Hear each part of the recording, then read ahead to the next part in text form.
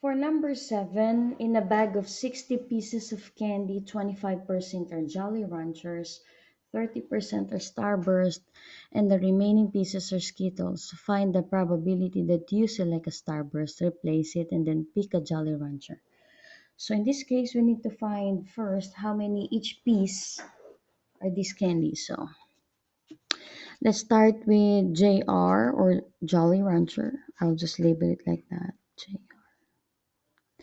Is so 60 expected number of candy, then times 0.25 will give you 15 pieces. I will label it as ST, stands for Starburst. So from 60.30 is 18 pieces. Lastly, 25, 30. So that's 55. So we need more 0.45. So that will be 64 Skittles. And that will give us 27 pieces. A total of 60. Alright, now that we know each candy number of piece, we need to find the question that asks for the probability that they select a Starburst, replace it, and then Jolly Rancher. Again, replace, meaning you're putting it back. So Starburst ST is 18 piece divided by 60, multiply by Jolly Rancher, which is 15 out of 60.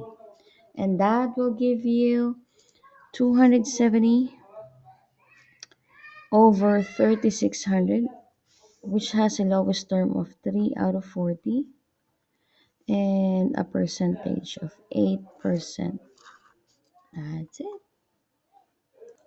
For number 8, a bag of Skittles contains 5 cherry, 4 lemon, 2 lime, 3 grape, and 4 orange peas. My friend offers me 2 Skittles. I do not like grape, so when I pick that, I put it back. But the rest of them I love and eat. What is the probability that I pick a cherry, then a grape, and then another cherry? Alright, first thing that we need to do is to add. So 5 plus 4 plus 2 plus 3 plus 4 will give me how many? I don't know. And that's 18. So a total of, I'm sorry, so a total of 18. Now, so let's start. A probability that I pick a cherry. How many cherry do I have? 5. So 5 out of 18. Now, since I love cherry, I need to eat it. So therefore, since I ate it, the number of Skittles is lesser or less than 1. So then the second pick will give me like grape. How many grape do we have? It's 3. So that will be 3 out of 17. Since I hate to eat grapes, I don't like that. So the number of Skittles won't change because I put it back. And I got a chance to pick another cherry, which will have from 4. Earlier it's 5. Since I ate it, it becomes 4. So 5 times 3 times 4 is 60, divided by 18 times 17 is 5,202, which has a lowest term of 10 over 867, and which is 1%. That's it. For number 9, given that the probability of A is equal to 1/4, probability of B is 1/2, and probability of A given B is 2/8. Are the events A and B independent? Yes or no? We don't know. But the formula will give us the idea that a probability of A given B is equal to probability of A and B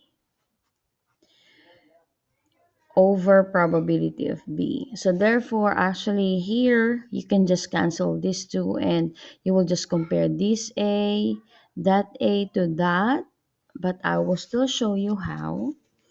So given A will give you what? Probability of A given B. So that will be again A is 1/4, B is 1/2, given B is 1/2 again. So this will be canceled. This is what I meant. You can just cancel this, take the A value and compare it here.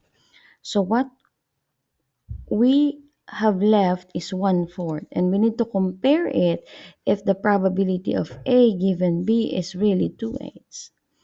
So if I will compare it to 2/8, is 1/4 equal to 2/8? What's the answer? The answer is yes, because if you will turn this into lowest term, 2/8 is equal to 1/4. So therefore it is a yes, it's independent.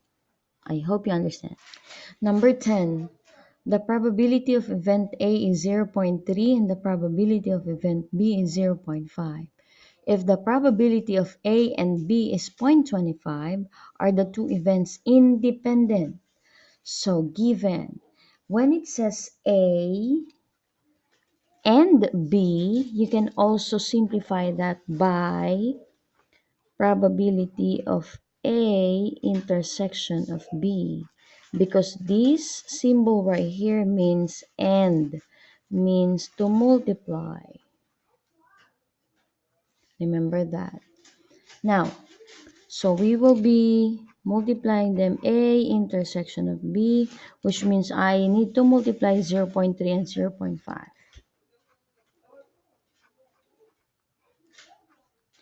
That will give us the answer of 0.15.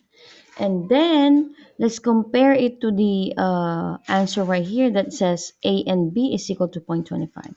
Is 0.15 equal to 0.25? Yes or no? So it says no, they are not equal to each other. So therefore it's a no. It's a what? Dependent. Number 11, a restaurant cooked a total of 300 steaks on Saturday and Sunday. The table below shows the relative frequencies of steaks that were cooked rare, medium, and well done on each day. Saturday, we have the rare, medium, and well done here. Find the probability of Saturday given rare. Again, anything that comes after this line would be your denominator. And your denominator should come from the total number of the rare. So if you're going to add this one, this should be equal to 0.22. So meaning to say you have an idea that your denominator is 0.22. Now, how many rare happens during Saturday? And that is zero point 0.10. So therefore, this would be 0.10. Did you get that? So if you're gonna put that in as a fraction, this would be 0.10 divided by 0.20, which has a lowest term of 5/11. And that is 45%. Am I right? Let's check.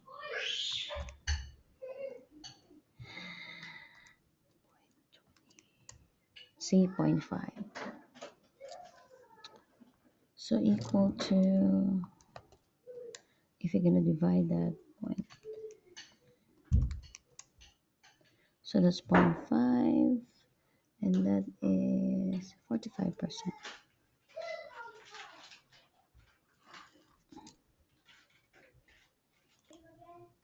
X, I got an error here. This should be not 20, but it should be 22. Yeah. So if we'll put it like alpha y equals, we should go 0.10 divided by 0.22 is 0.45. See that? Times 100 is 45%.